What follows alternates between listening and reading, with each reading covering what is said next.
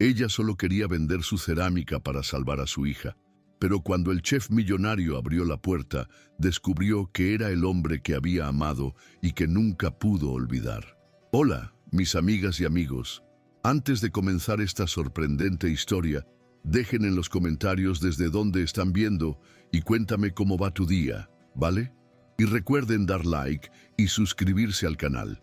El tacto del esmalte vitrificado bajo las yemas de sus dedos era un ancla familiar, un minúsculo punto de calma en el océano de ansiedad que amenazaba con ahogarla justo antes de la reunión que podría definir su vida.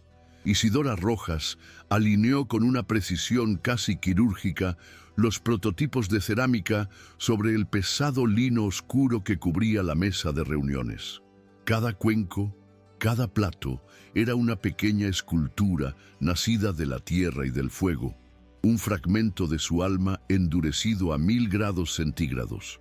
El restaurante Raíz, la nueva meca gastronómica de Santiago, anidado en el corazón de Vitacura, era el cliente soñado, y su chef, Benjamín Acosta, una leyenda tan venerada como recluida, un fantasma cuyo nombre se susurraba con reverencia en los círculos culinarios. La tensión en la sala era palpable, un silencio espeso que solo rompía el murmullo lejano de la cocina en plena preparación. Ella repasó mentalmente sus argumentos, las notas sobre la porosidad del material, la resistencia térmica de los vidriados, la forma en que la curvatura de un plato podía alterar la percepción de un sabor. Necesitaba este contrato no solo como un salvavidas para su taller, que se hundía lentamente bajo el peso de las facturas, sino como el único camino viable para costear el tratamiento que su hija Florencia necesitaba con una urgencia que le robaba el aliento cada noche. El aire vibró cuando la puerta de la cocina se abrió con un vaivén silencioso, y de ella emergió él, y el mundo de Isidora se detuvo. Dante, no, Benjamín. El cabello era más corto, peinado hacia atrás con una severidad que no conocía, y su cuerpo se movía con una energía más contenida, más afilada, como un cuchillo de chef recién templado. Pero los ojos, esos ojos intensos, oscuros como la tierra húmeda de su taller, eran exactamente los mismos que la habían desarmado por completo 3 años atrás, en una noche que ella había intentado enterrar bajo capas de arcilla y olvido. Una sonrisa torcida, casi un tic fantasmal que había atormentado sus madrugadas, asomó por una fracción de segundo en sus labios antes de ser reemplazada por una máscara de impenetrable profesionalismo. El oxígeno abandonó sus pulmones. El hombre cuya pulsera de cuentas de madera todavía guardaba en el fondo de un cajón, como una reliquia de un desastre personal, era el cliente visionario y perfeccionista que sostenía en sus manos el futuro de su taller, y mucho más crucial, la salud de la hija de ambos. Benjamín Acosta caminó hacia la mesa con la autoridad de un general inspeccionando a sus tropas, su mirada deslizándose sobre cada pieza de cerámica, con una concentración que parecía capaz de detectar la más mínima imperfección a nivel molecular. Isidora sintió como sus manos, normalmente firmes y seguras al moldear el barro, comenzaban a humedecerse y las entrelazó sobre su regazo para ocultar su temblor. Él no la había reconocido, o si lo había hecho, era un actor consumado. Su rostro era un lienzo en blanco, sus movimientos calculados. Levantó un pequeño cuenco, diseñado para una amuse-bouche, y lo giró entre sus dedos largos y diestros. Isidora recordó esas mismas manos recorriendo su espalda, y un calor traicionero le subió por el cuello. Se obligó a respirar, a recordar quién era ahora. No la joven impulsiva de una noche de verano, sino una madre, una empresaria, una artista que luchaba por su lugar en el mundo. El equilibrio es interesante, dijo Benjamín finalmente, su voz más grave de lo que ella recordaba. un barítono que resonaba en la madera de la mesa. La textura del esmalte mate contrasta con el brillo interior. ¿Qué tipo de arcilla utilizó? Parece grés, pero la ligereza es inusual. Su pregunta era puramente técnica, un salvavidas al que Isidora se aferró con desesperación. «Es una mezcla propia», respondió, orgullosa de que su voz sonara firme. «Grés con un porcentaje de porcelana para aligerar el peso sin sacrificar la durabilidad. Cada pieza está pensada para resistir el ritmo de una cocina profesional».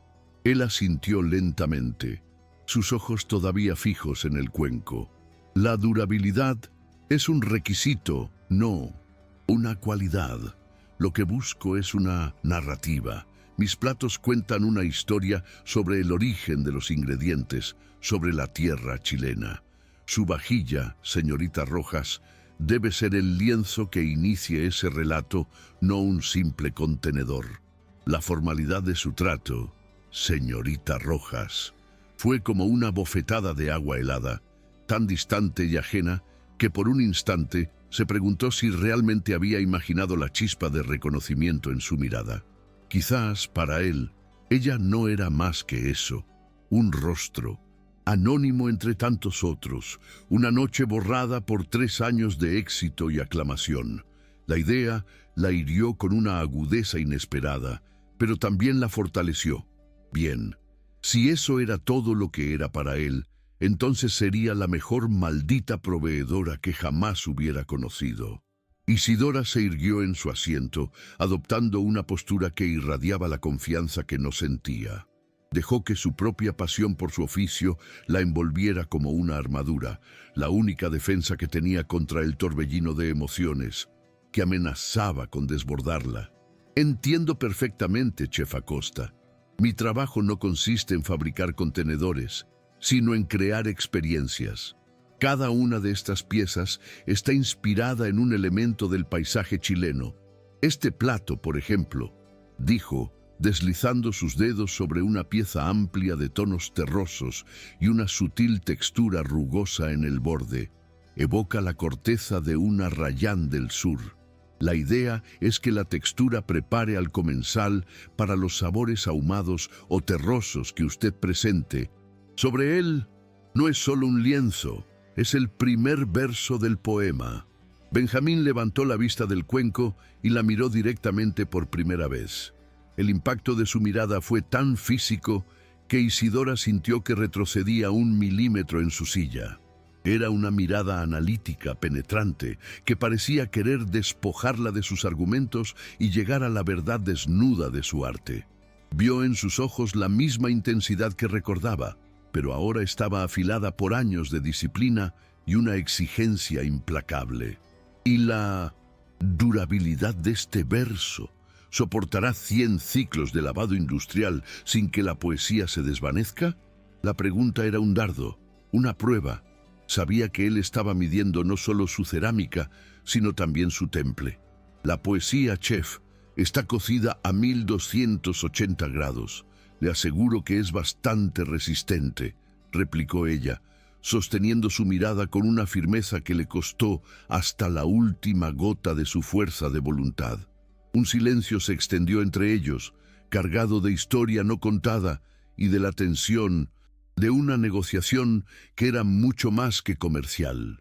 Podía sentir la presencia de su socia, Javiera Soto, una mujer elegante y afilada como un estilete, observándolos desde el otro extremo de la sala. La mirada de Javiera era una mezcla de aburrimiento y posesividad, y se posaba en Benjamín con una familiaridad que hizo que el estómago de Isidora se contrajera.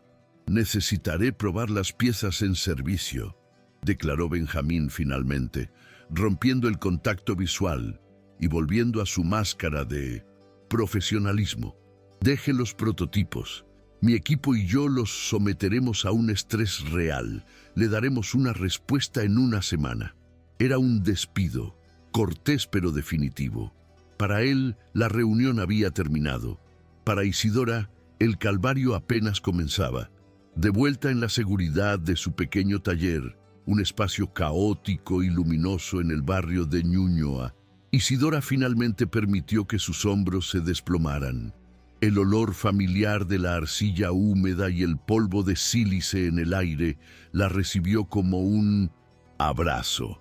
Este era su santuario, el único lugar en el mundo donde tenía el control absoluto, donde podía transformar el barro informe en algo bello y funcional. Se quitó los zapatos de tacón que sentía como instrumentos de tortura y caminó descalza sobre el suelo de cemento salpicado de manchas de esmalte, sintiendo el frescor bajo sus pies. Se acercó al torno, su fiel compañero, y dejó que sus dedos rozaran la superficie metálica. Aquí, entre sacos de arcilla y estanterías repletas de piezas, en distintas fases de creación, el intimidante chef Benjamín Acosta se desvanecía, reemplazado por la imagen persistente de un hombre más joven, con una pulsera de madera en la muñeca, riendo bajo la luz de la luna en una playa de Zapallar.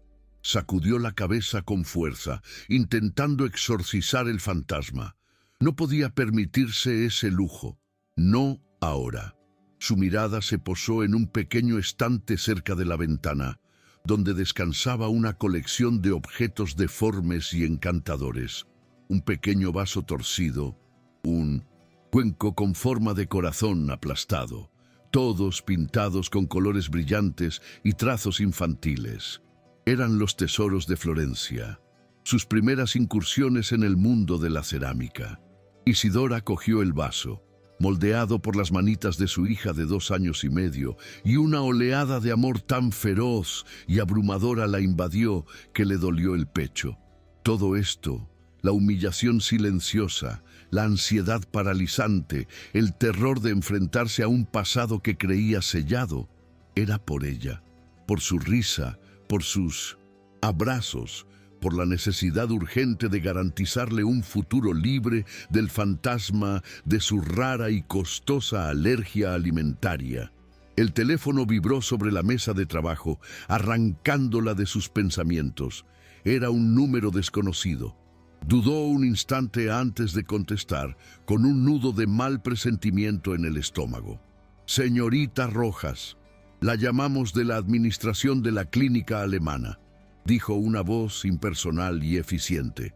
«El motivo de mi llamada es para recordarle que la factura por la última consulta con el especialista y los exámenes de seguimiento tiene un vencimiento de 30 días.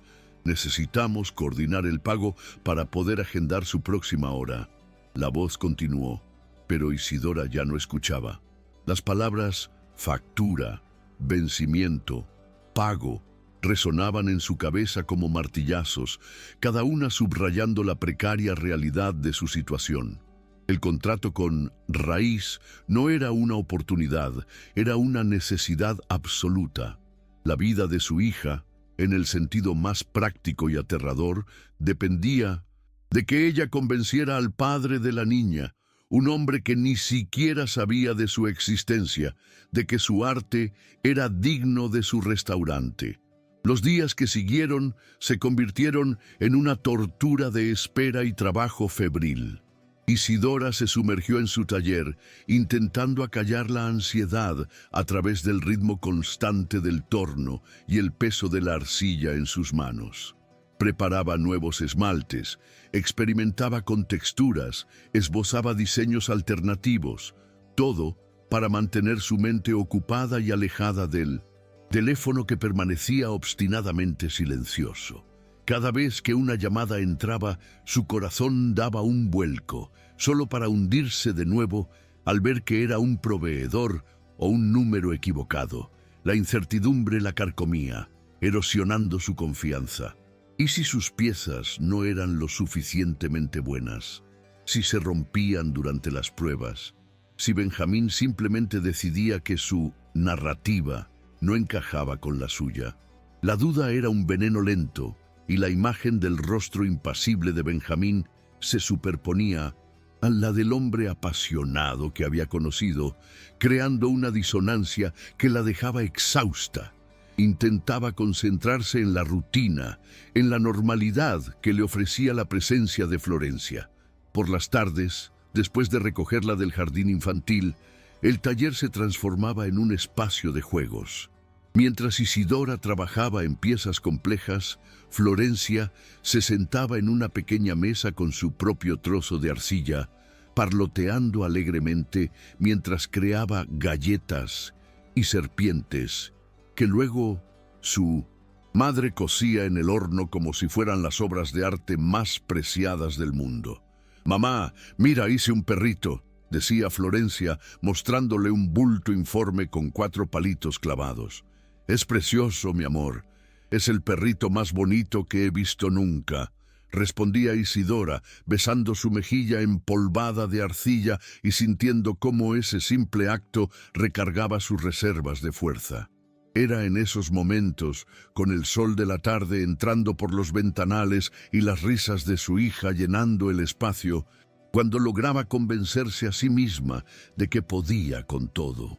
Pero por la noche, cuando Florencia dormía y el silencio del apartamento la envolvía, los miedos regresaban, más grandes y oscuros que antes. Se sentaba en la pequeña cocina, con las facturas de la clínica extendidas sobre la mesa, y el rostro de Benjamín Acosta, el chef galardonado, el hombre de éxito, se burlaba de ella desde la pantalla de su computador, en artículos de revistas y entrevistas donde hablaba de pasión y autenticidad, palabras que ahora le sonaban huecas y crueles. Fue un jueves por la tarde, cuando el sol comenzaba a teñir el cielo de Santiago con tonos anaranjados, que la campana de la puerta del taller sonó, un tintineo agudo que la sobresaltó. No esperaba a nadie. Con el corazón en un puño, pensando que podría ser un mensajero con malas noticias, abrió la puerta. Y allí estaba él, Benjamín Acosta, de pie en su umbral, vestido con unos vaqueros oscuros y una sencilla camisa negra que, de alguna manera, lo hacían parecer aún más imponente que con su uniforme de chef. Su presencia en su humilde taller era tan incongruente como encontrar un cóndor en mitad del salón.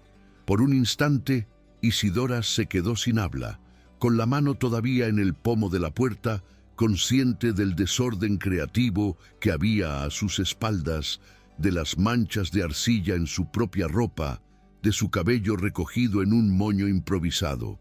«¿Chef Acosta? ¿Qué hace aquí?», logró preguntar, su voz un hilo de sorpresa. Benjamín pareció momentáneamente incómodo, sus ojos recorriendo el interior del taller con una curiosidad palpable. Necesitaba discutir un detalle sobre el esmalte del plato principal. «El reflejo bajo la luz del comedor no es exactamente el que busco. Pensé que sería más productivo verlo aquí, con las muestras de color», dijo, aunque su explicación sonaba a un pretexto ensayado. Sus ojos no se detuvieron en los estantes de esmaltes, sino que vagaron por el espacio, absorbiendo la atmósfera, deteniéndose en los bocetos clavados en la pared, en las herramientas dispuestas sobre la mesa, en el horno que ocupaba una esquina como un tótem silencioso. Su mirada finalmente se posó en el estante junto a la ventana, el pequeño altar dedicado a las creaciones de Florencia. Se acercó, atraído por los colores brillantes y las formas imperfectas.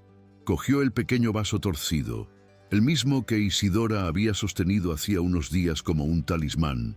Lo sostuvo con una delicadeza inesperada, sus pulgares rozando la superficie irregular. «¿Esto también es suyo?», preguntó, su voz más suave ahora, despojada del tono cortante de la sala de reuniones. Isidora sintió que el pánico le subía por la garganta. Era una prueba, una incursión en su vida personal que no estaba preparada para afrontar.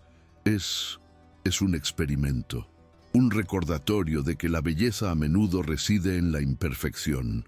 Mintió, las palabras saliendo atropelladamente de su boca. Rezó para que él no notara el tamaño diminuto de las huellas dactilares que habían dado forma a esa pequeña pieza, la evidencia innegable de unas manos infantiles.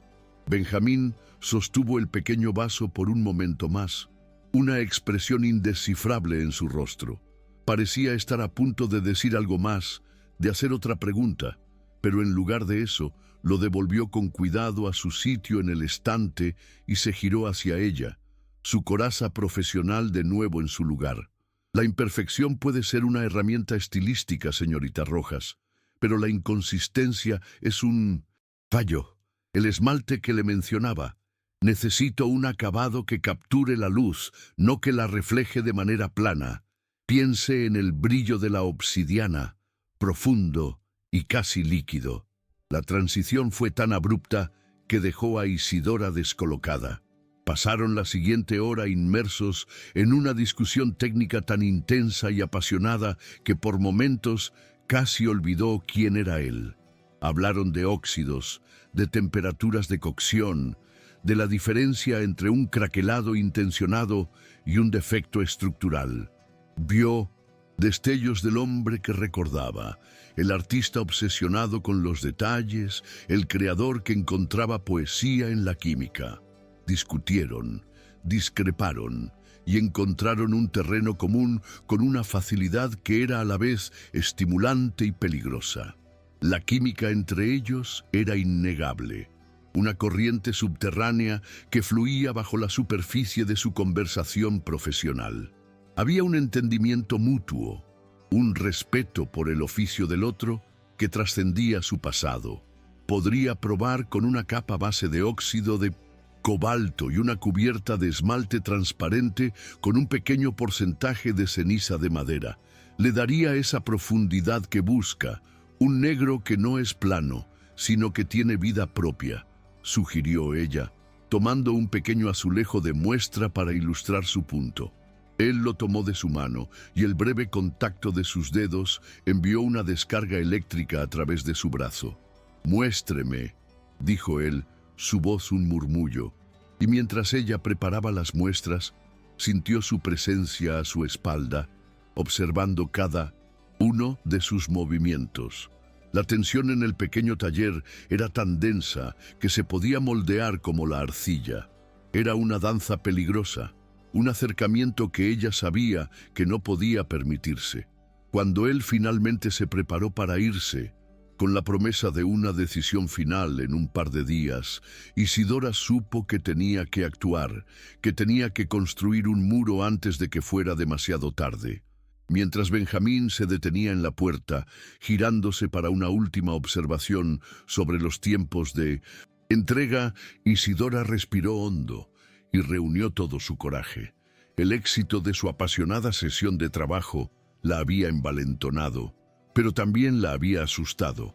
La facilidad con la que habían vuelto a conectar a un nivel creativo era una amenaza directa a la fortaleza que había construido alrededor de su corazón y de su secreto. No podía permitirse que las líneas se difuminaran. La supervivencia de Florencia y su propia cordura dependían de ello. «Chef Acosta», comenzó, su tono deliberadamente formal y frío, borrando cualquier atisbo de la calidez que habían compartido minutos antes. Él la miró, sorprendido por el cambio repentino. «Agradezco que haya venido personalmente a discutir estos detalles. Demuestra su compromiso con la excelencia, y es un compromiso que yo comparto. Sin embargo, creo que es importante que establezcamos los límites de nuestra relación profesional a partir de ahora». Las palabras flotaron en el aire polvoriento del taller, creando una barrera invisible pero tangible entre ellos. Benjamín frunció ligeramente el ceño, una mezcla de confusión y quizás un atisbo de ofensa en su expresión. «¿Límites?», repitió, como si la palabra fuera un ingrediente exótico que no reconocía. «Sí», afirmó Isidora, su barbilla en alto. «Nuestra relación es y debe ser puramente comercial. Usted es el cliente, yo soy la artista. Cualquier comunicación futura debe realizarse a través de los canales apropiados, ya sea por correo electrónico o a través de su socia. Las visitas sin previo aviso a mi espacio de trabajo, a mi espacio personal, no son apropiadas». Hizo una pausa, dejando que el peso de sus palabras se asentara. «Mi vida privada, mis otros proyectos, mis experimentos, dijo, lanzando una mirada significativa al estante de las creaciones de Florencia, no forman parte de esta ecuación. Confío en que lo entiende. El desafío estaba lanzado. Una línea dibujada no en la arena, sino en el duro cemento de su taller. Benjamín la observó durante un largo y tenso silencio, su mirada recorriendo su rostro como si intentara leer el subtexto oculto tras su repentina rigidez. Por un momento, Isidora temió haber ido demasiado lejos, haber ofendido al hombre que tenía el poder de salvarla o destruirla con una sola decisión. Pero cuando él finalmente habló, su voz era tranquila, aunque con un matiz de acero. Entendido, señorita Rojas, claridad y profesionalismo. Aprecio eso. Recibirá noticias nuestras pronto. Y con un último e indescifrable vistazo, se dio la vuelta y se fue, dejándola sola en medio de su santuario, que de repente se sentía frío y terriblemente vacío. Los días posteriores a su confrontación se instalaron en una tregua frágil y tensa. Un armisticio no declarado regido por las reglas que Isidora había impuesto. La comunicación se canalizó a través de correos electrónicos formales y llamadas programadas con Javiera Soto, cuya voz, siempre con un matiz de condescendencia, se convirtió en una barrera más entre ella y Benjamín. Sin embargo, el proyecto exigía una colaboración que no podía existir únicamente en el plano digital. Benjamín aprobó los prototipos iniciales con modificaciones, y las pruebas de servicio se volvieron inevitables. Isidora tuvo que volver a raíz, pero esta vez el campo de batalla era la propia sala del restaurante. Durante las horas de cierre, un escenario de sillas apiladas y mesas desnudas donde cada pieza de su vajilla sería juzgada bajo la implacable luz de servicio. La primera de estas sesiones fue un ejercicio de autocontrol. Benjamín se movía por el espacio con una energía contenida, dirigiendo a su equipo de chefs y camareros con una precisión militar. Isidora permanecía al margen, una observadora silenciosa, sintiendo el peso de la mirada de Javiera, quien se había instalado en la barra con una copa de vino blanco, actuando como la reina supervisando su corte. «El cuenco para la sopa fría, pruébenlo», ordenó Benjamín. Un camarero sirvió un líquido vibrante y verde en la pieza de cerámica. Benjamín lo observó todo. Cómo el color del esmalte interactuaba con el de la sopa, cómo el peso del cuenco se sentía en la mano, cómo el borde se ajustaba a los labios. «El borde es demasiado grueso», sentenció sin mirarla. «Resta delicadeza a la experiencia. Necesito que sea casi como el filo de una hoja». Isidora apretó la mandíbula. «Un borde más fino comprometería la resistencia estructural, chef. Podría astillarse con el uso repetido», replicó ella, su voz resonando en el silencio del comedor. Benjamín finalmente giró la cabeza y la miró, sus ojos encendidos con el fuego del debate creativo. «Entonces encuentre una solución, refuerce la base, cambie el ángulo de la curva. Su trabajo es resolver el problema, no decirme que no se puede hacer». La tensión era un hilo a punto de romperse. «Mi trabajo es crear piezas que sean bellas y funcionales, no objetos de usar y tirar. Un borde más fino no es práctico. La practicidad sin belleza es mediocridad», contraatacó. Él era una discusión sobre cerámica, pero ambos sabían que estaban hablando de mucho más. Estaban midiendo sus filosofías, sus pasiones, sus límites. Desde la barra, la voz de Javiera goteó como veneno dulce. «Benja, querido, quizás la señorita Rojas simplemente no tiene la capacidad técnica para lo que buscas. Podríamos contactar a ese proveedor italiano». Benjamín la silenció con una sola mirada. Una advertencia helada que incluso Isidora sintió. Luego se volvió hacia ella. Un nuevo brillo en sus ojos casi de complicidad a regañadientes. «Demuéstrale que se equivoca», dijo en voz baja, un desafío que era también, extrañamente, un voto de confianza. La dinámica entre ellos se convirtió en un complejo tango de confrontación y colaboración. Cada sesión de trabajo era una batalla de voluntades, un choque entre su pragmatismo artístico y el perfeccionismo visionario de él. Discutían apasionadamente sobre la porosidad de un plato para servir un pescado delicado, sobre si un esmalte con un ligero craquelado distraería de la presentación de un postre, o sobre cómo la concavidad de un cuenco podría intensificar el aroma de un caldo. Isidora se encontró defendiendo su arte con una ferocidad que no sabía que poseía, mientras que Benjamín la empujaba constantemente más allá de sus límites, obligándola a innovar, a repensar sus propias técnicas. A pesar de las reglas, o quizás a causa de ellas, una extraña intimidad comenzó a crecer en el espacio neutral de su trabajo. Descubrieron que hablaban el mismo idioma, un dialecto hecho de texturas, colores y formas. En una de esas tardes, mientras evaluaban la pieza central de la colección, un plato grande y orgánico destinado al plato de fondo principal, Isidora sacó su teléfono para mostrarle una fotografía de una formación rocosa en el desierto de Atacama que había inspirado la textura. Mientras buscaba en su galería, una notificación apareció en la pantalla. Un recordatorio del jardín infantil con una foto de Florencia sonriendo con la cara manchada de témpera. Su corazón se detuvo.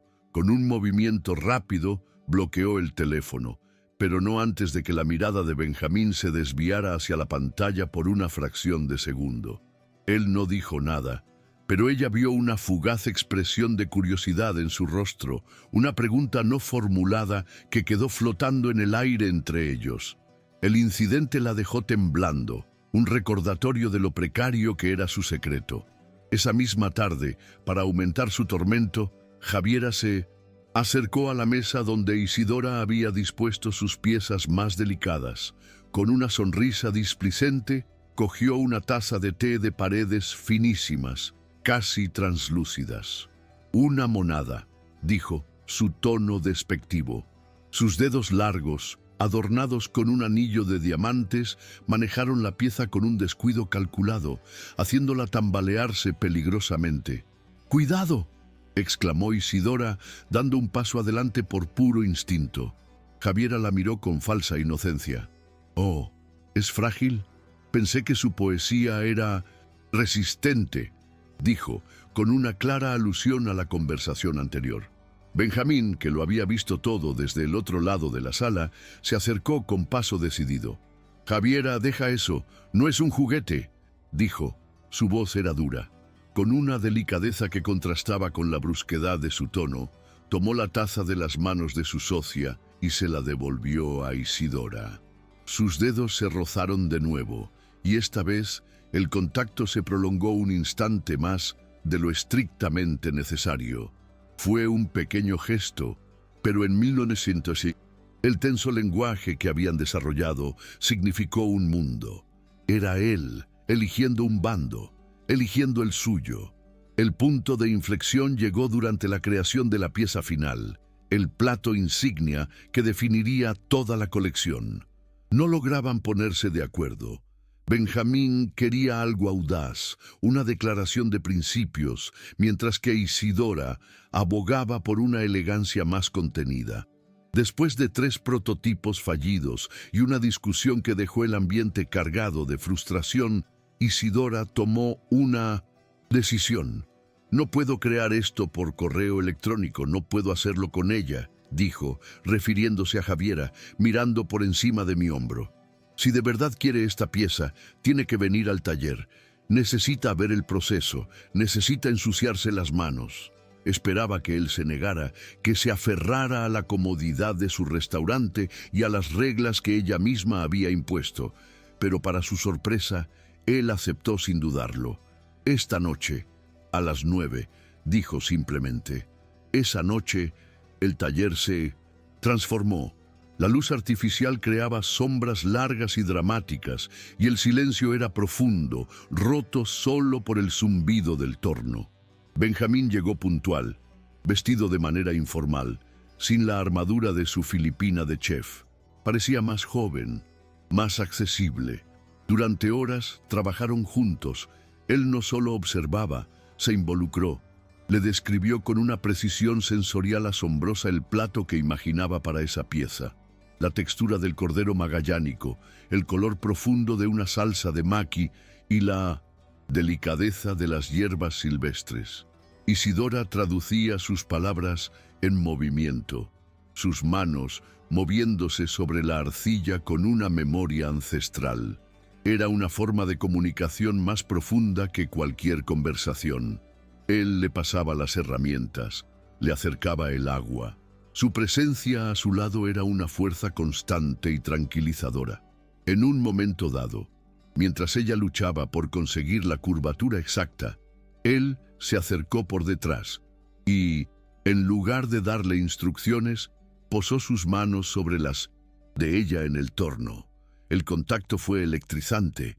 El calor de sus manos, la presión de su cuerpo contra su espalda, el olor de su piel mezclado con el de la arcilla.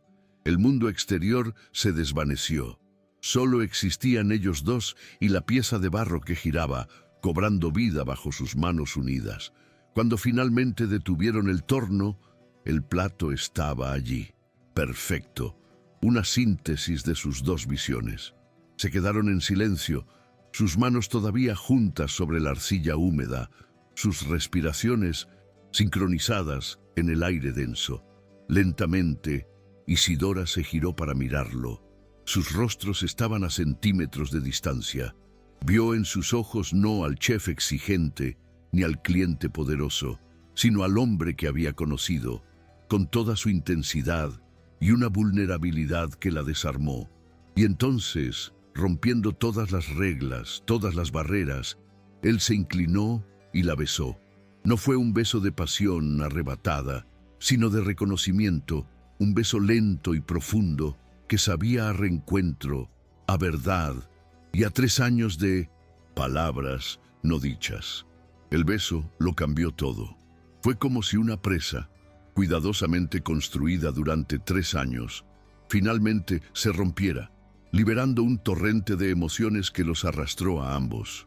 Cuando se separaron, sin aliento, la realidad de lo que habían hecho se instaló entre ellos, tan tangible como la pieza de cerámica recién creada. Isidora se apartó bruscamente, llevándose los dedos a los labios, su mente un caos de pánico y anhelo. No podemos, susurró, su voz temblorosa. Yo puse las reglas. Esto es un error. Benjamín no intentó acercarse de nuevo. Se quedó quieto, su expresión seria, sus ojos oscuros buscando los de ella. No se sintió como un error, Isidora, dijo, usando su nombre de pila por primera vez, y el sonido fue a la vez íntimo y devastador. Se sintió como lo más correcto que he hecho en mucho tiempo, pero la lógica y el miedo eran más fuertes que la emoción del momento. La imagen de Florencia, la pila de facturas, la sombra de Javiera, todo se agolpó en su mente. Usted no entiende, hay demasiado en juego, esto es solo un trabajo, insistió.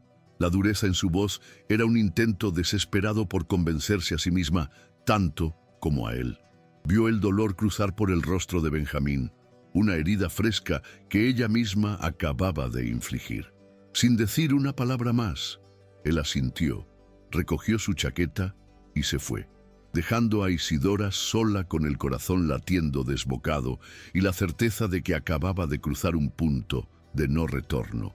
Los días siguientes fueron una tortura de silencio. El contrato fue aprobado formalmente a través de un correo de Javiera, pero la comunicación directa con Benjamín cesó por completo.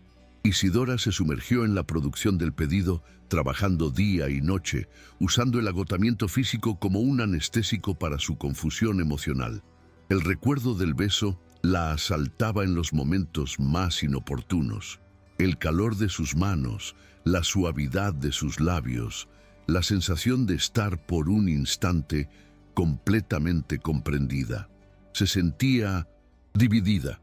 Una parte de ella anhelando volver a esa conexión y la otra, la madre protectora, aterrorizada por las posibles consecuencias. Fue en ese estado de vulnerabilidad que Javiera Soto decidió lanzar su ataque. Apareció en el taller una mañana con la excusa de revisar el avance de la producción. Isidora, a regañadientes, la dejó pasar.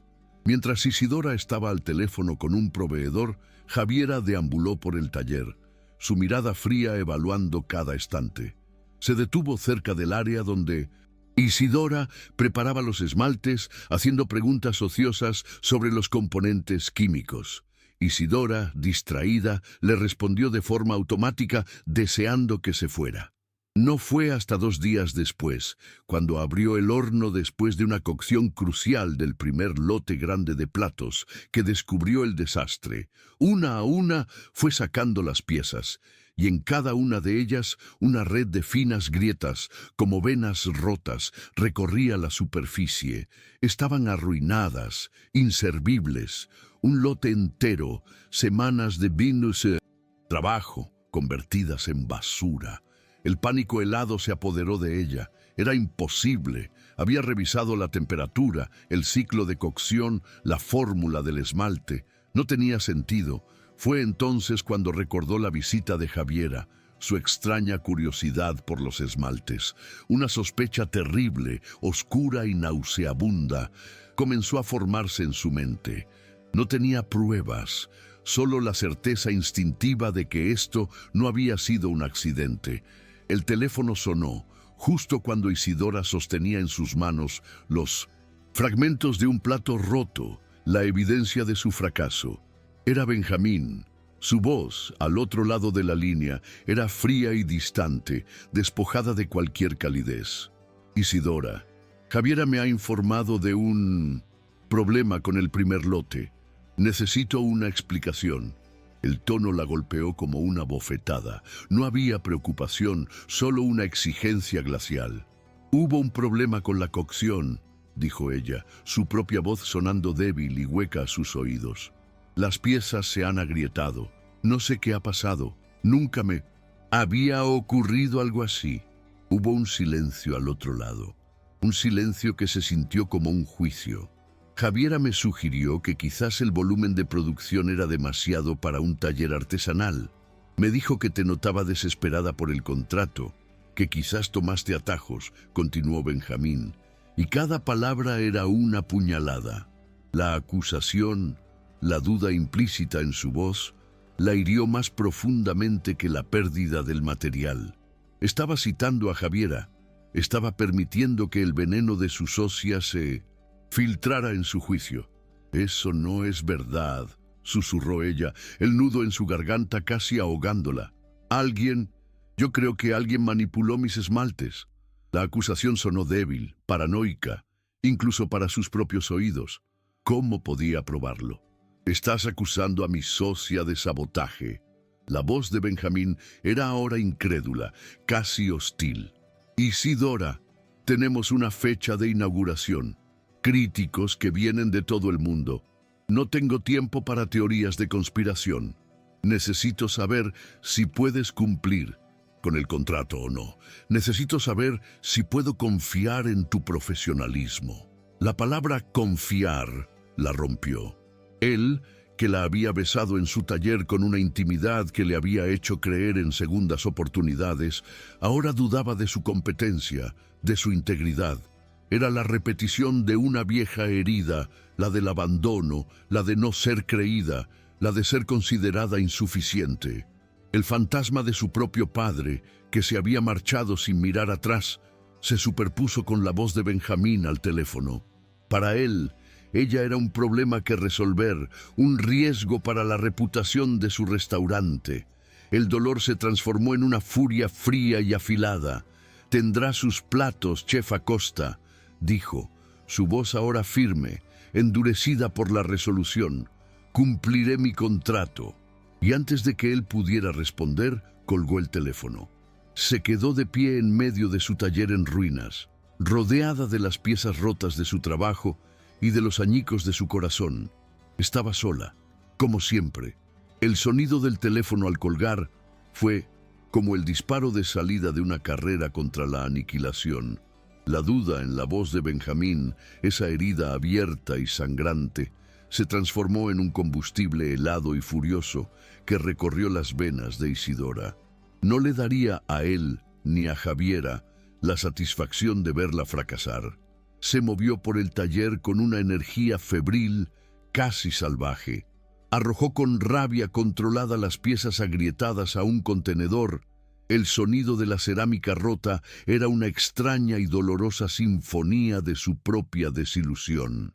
Luego, con las manos todavía temblando, se sentó frente a su computador.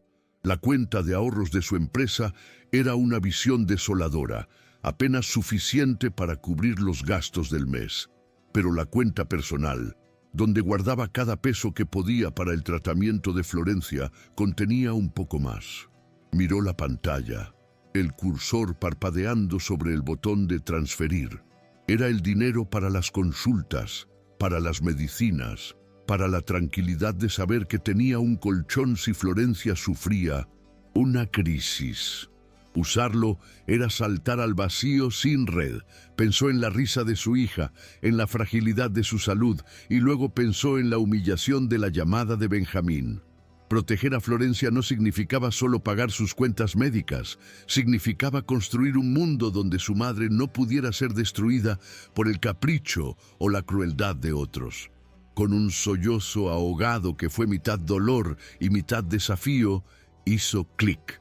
Vació sus ahorros, el dinero del futuro de su hija, para salvar su presente. La confirmación de la transferencia bancaria para comprar nueva arcilla y óxidos de la más alta calidad apareció en la pantalla, un pacto irrevocable con el desastre o la gloria.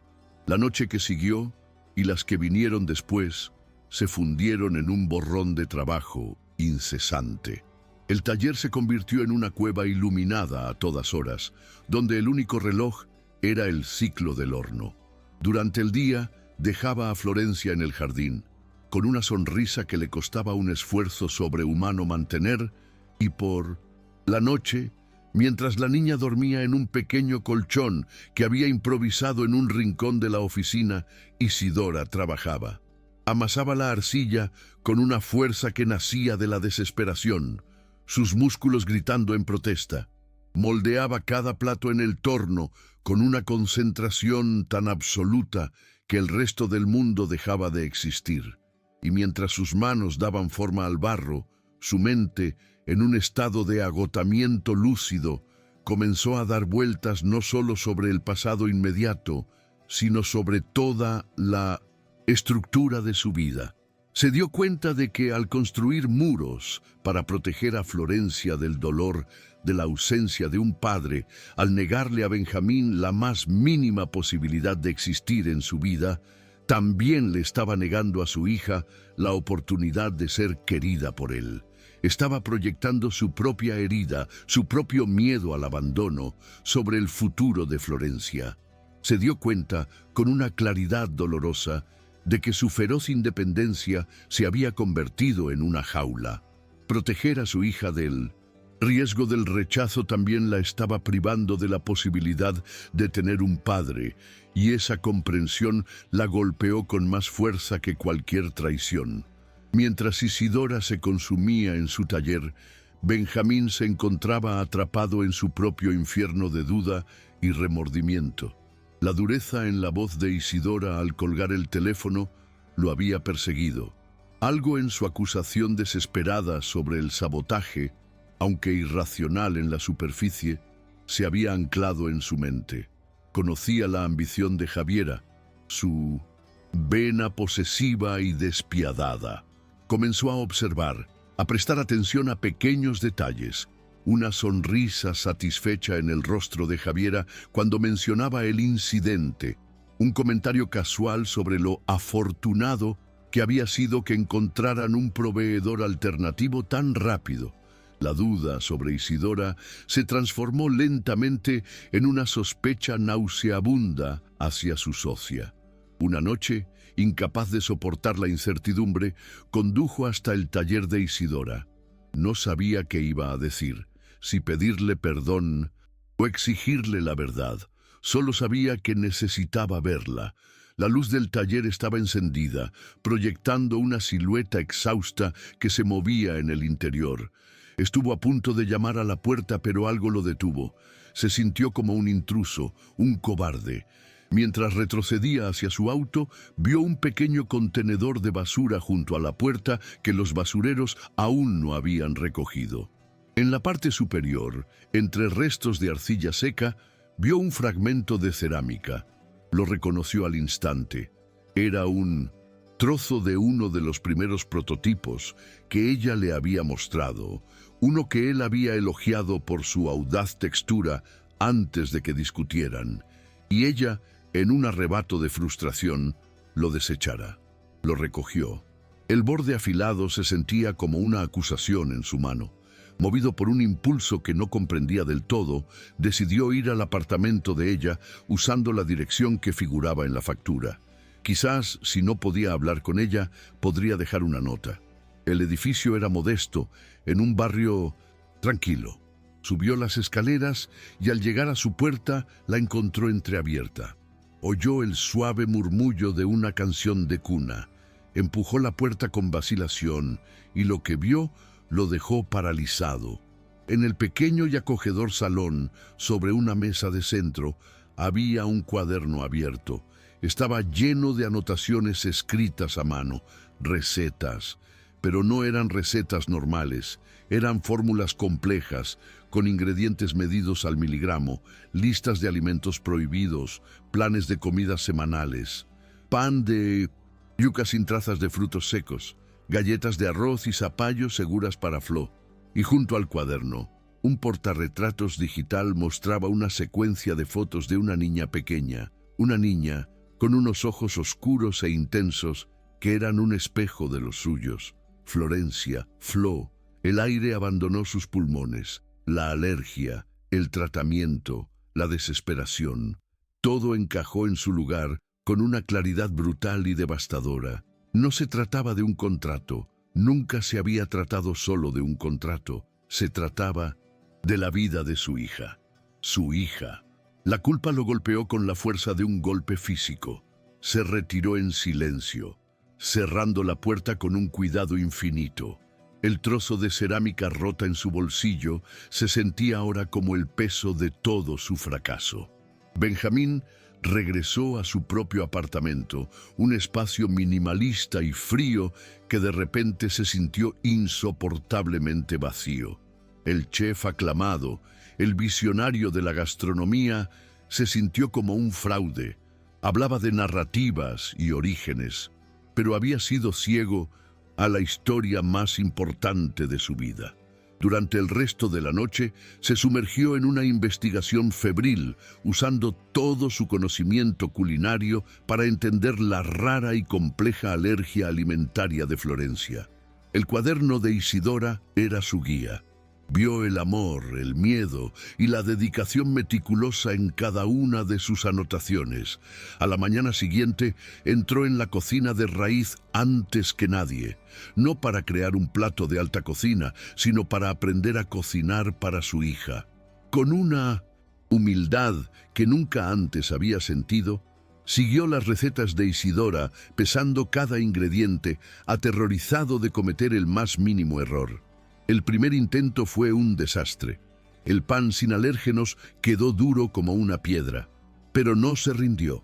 Lo intentó una y otra vez. Mientras tanto, en su casa, sacó el trozo de cerámica rota. Con pegamento especializado y polvo de oro, intentó repararlo, inspirado en la antigua técnica japonesa del kintsugi, que celebra la belleza de las fracturas reparadas. Sus manos, tan hábiles con los cuchillos, eran torpes con el adhesivo.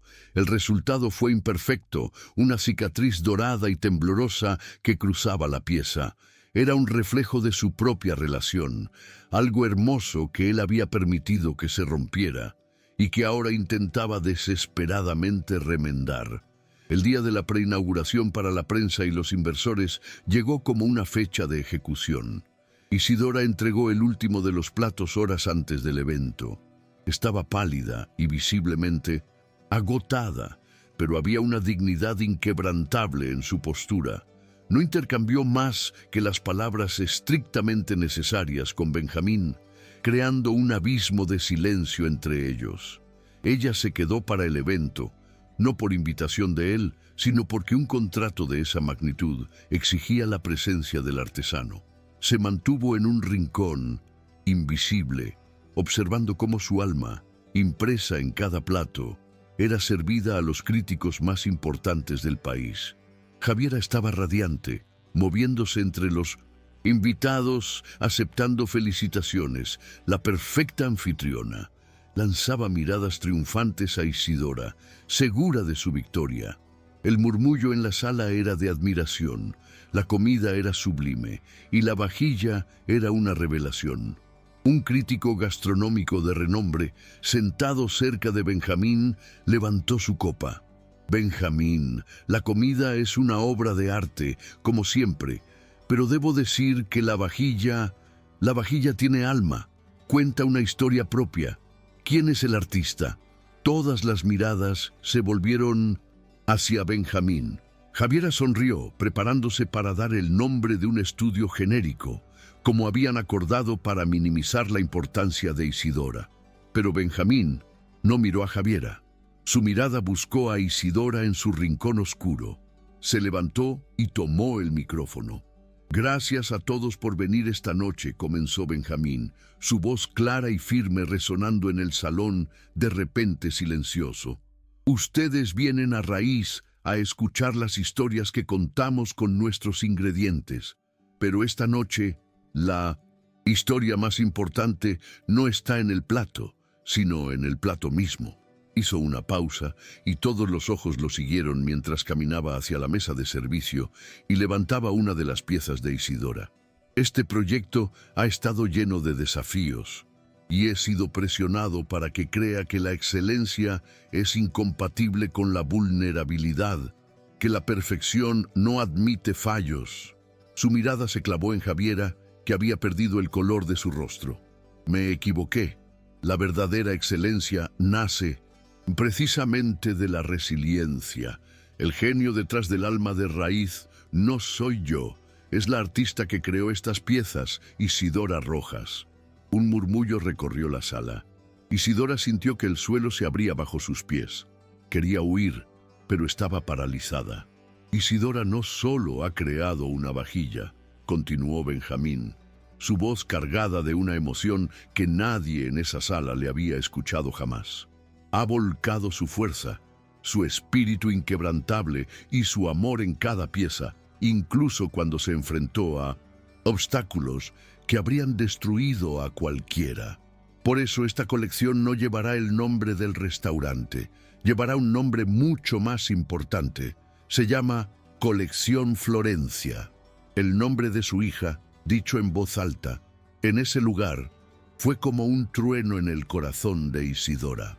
Las lágrimas que había contenido durante semanas finalmente brotaron, trazando surcos limpios en sus mejillas cansadas. Benjamín sacó algo de su bolsillo. Era el trozo de cerámica roto, con su torpe costura dorada. «Descubrí que algunas cosas, las más importantes, valen todo el esfuerzo del mundo para ser remendadas, por muy rotas que parezcan. Isidora me ha enseñado eso». Luego, su mirada encontró la de ella a través de la sala, una mirada que pedía perdón y lo ofrecía todo. «Y me ha dado el regalo más increíble de mi vida, aun cuando yo no lo merecía. Me ha convertido en padre». El escándalo ahogado en la sala fue ensordecedor. Javiera se quedó petrificada, su máscara de compostura finalmente rota. Benjamín dejó el micrófono y caminó directamente hacia Isidora, sin importarle las cámaras ni los susurros. Se detuvo frente a ella y con una ternura infinita secó sus lágrimas. «Perdóname», susurró, solo para ella. Ella no pudo hablar, simplemente asintió. un sollozo de alivio, de dolor y de una esperanza abrumadora escapando de sus labios. En ese momento, en medio del caos, se abrazaron, y el aplauso que estalló en la sala no fue solo para el chef o para la artista, sino para la imagen de una familia que contra todo pronóstico comenzaba a reconstruirse. Un año después, el auditorio del Museo de Diseño estaba lleno. Isidora Rojas estaba en el escenario, sosteniendo el prestigioso Premio Nacional de Diseño por su trabajo en la colección Florencia. La luz de los focos era cálida, pero no tanto como la visión de la primera fila. Allí, Benjamín la miraba con un orgullo que le llenaba el alma, y a su lado, Florencia, sana y vibrante, aplaudía con sus manitas con un entusiasmo contagioso. La colección había sido un éxito rotundo, catapultando el taller de Isidora a la fama nacional y garantizando con creces el futuro del tratamiento de su hija. Javiera Soto, tras una investigación interna que Benjamín impulsó, había sido expulsada del grupo inversor en medio de un escándalo silencioso, pero todo eso parecía un eco lejano esa noche. Lo que importaba era el presente. Más tarde, en casa, el aroma de la cena llenaba el aire. Benjamín, que se había convertido en un experto en cocina hipoalergénica gourmet, estaba terminando de emplatar.